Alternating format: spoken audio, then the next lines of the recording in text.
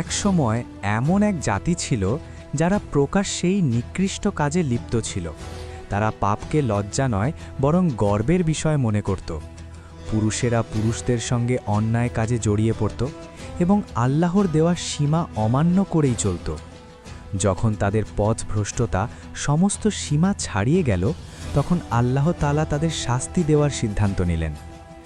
আল্লাহ তাআলা কয়েকজন ফেরেশতাকে অত্যন্ত সুন্দর যুবকের রূপে হযরত লূত আলাইহিস সালামের ঘরে পাঠালেন।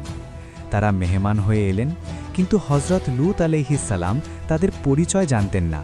তিনি আতিথেয়তার সঙ্গে তাদের ঘরে আশ্রয় দিলেন, কিন্তু দুর্ভাগ্যবশত হযরত লূত আলাইহিস সালামের স্ত্রী যখন এই অপরিচিত ও সুদর্শন মেহমানদের দেখলেন, তখন তিনি গোপনে সেই দুষ্ট জাতিকে খবর পাঠালেন হযরত লূতের ঘরে নাকি খুব সুন্দর ছেলেরা এসেছে। খবরটি বনের আগুনের মতো ছড়িয়ে পড়ল।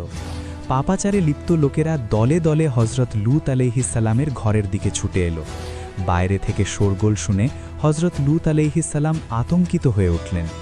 যখন তারা দরজার সামনে এসে দাঁড়ালো, তখন হযরত লূত শেষবারের মতো তাদের বুঝিয়ে বললেন, আল্লাহকে ভয় করো, আমার মেহমানদের অপমান করো না। তোমাদের মধ্যে কি একজনও বুদ্ধিমান মানুষ নেই? কিন্তু তারা উপহাস করে হাসতে লাগল এবং বলল, এই সুন্দর ছেলেদের আমাদের হাতে তুলে দিলে আমরা চলে যাব। এই কথা শুনে হযরত লূত চরম অসহায় হয়ে পড়লেন।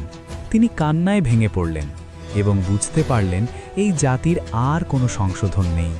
ঠিক তখনই ফেরেশতারা নিজেদের পরিচয় প্রকাশ করলেন। তারা বললেন, হে লূত, ভয় করবেন না, আমরা আল্লাহর ফেরেশতা।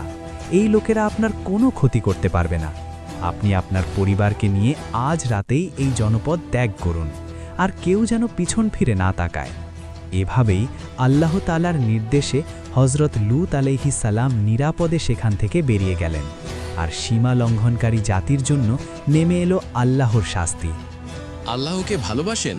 তাহলে like, share, comment, follow, subscribe করুন।